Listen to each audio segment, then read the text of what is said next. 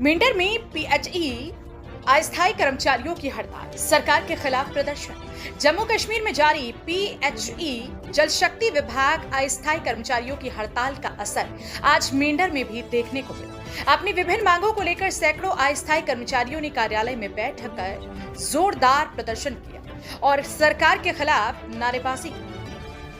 प्रदर्शनकारी कर्मचारियों का कहना है कि वे लंबे समय से नियमितीकरण, वेतन जारी करने और अन्य सुविधाओं की मांग कर रही हैं, लेकिन सरकार उनकी मांगों पर ध्यान नहीं दे रही। इसी कारण वे काम छोड़ो हड़ताल करने को मजबूर हुए। एक प्रदर्शनकारी ने कहा, हम सालों से विभाग में काम कर रही हैं, लेकिन हमें ना तो नियमित किया जा रहा है और ना ही समय पर वेतन दिया जाता है। जब तक हमारी मांगें पूरी नहीं होती, हम अपना विरोध जारी रखेंगे। गुजार हूँ। इनने वक्त हमारी आवाज जो है सरकार तक पहुँचाने में बड़ा अहम रोल अदा किया। देखिए, आज जो हमारी ये कौम छोड़ हड़ताल जो रात 8 बजे से शुरू हुई थी, उसका पहला दिन आज जो है चल रहा है। यहाँ पे बैठने का हमारा कोई शौक नहीं है। इस रमजान में भी हम यहाँ पे बैठे हैं अपने हक के लिए।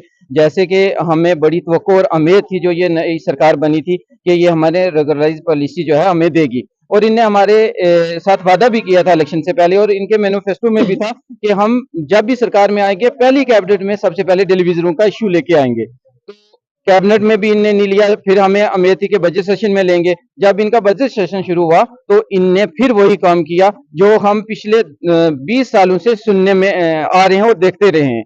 इनने कहा जी, सीएम साहब ने, कि हमने एक कमेटी बना दी।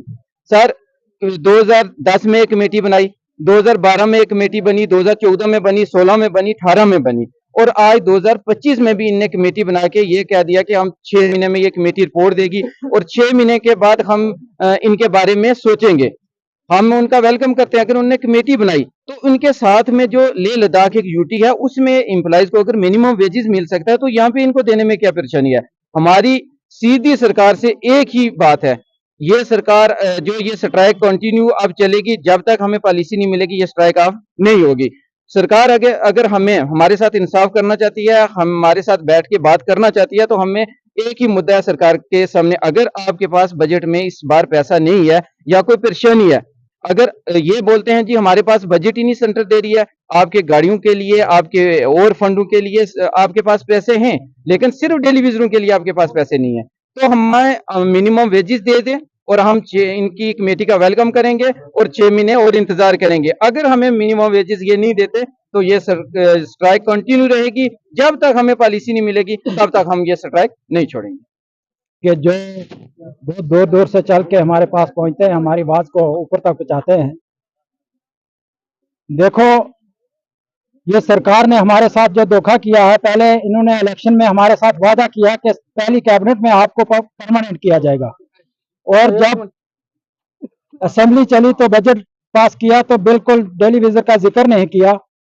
तो हमने 7 तारीख को जो बजट पेश हुआ, हमारी पूरी नजरें बजट पे थी और हमारा उसमें कोई जिक्र नहीं हुआ। उसके बाद हमारी स्ट्राइक हुई तो इन्होंने एक कमेटी बना दी। जैसे कि 25 साल पहले ये कमेटियां बनती रही और बनाते रहे, और उन कमेटियों से हमें कुछ नहीं मिला। आज हम ना कमेटी पे यकीन करते हैं ना सरकार पे यकीन करते हैं। अगर सरकार हमारे लिए कुछ करना चाहती है तो जैसे लद्दाख में 26 से 45 हजार किया गया है, वैसे हमारे लिए भी किया जाए, मिनिमम वेजेस एक्ट लागू किया जाए। अगर कमेटी बनानी है तो फिर 6 महीने तक हम इंतजार कर सकते हैं। अगर हमारा मिनिमम वेजेस एक्ट लागू नहीं करते हैं तो हमें 72 महीने की जो हमारी पेंडिंग वेजेस है, हमें पेंडिंग वेजेस देकर हमें निकाल दिया जाए। हम इनसे नौकरी भी नहीं मांगते हैं, हमें हमारा बकाया दिया जाए और हमें नौकरी से निकाल के ये नई भर्ती कर लें। इसी पे हम खत्म करते हैं। हमारी स्ट्राइक अब खत्म नहीं होगी, हम अपना हक लेकर उठेंगे।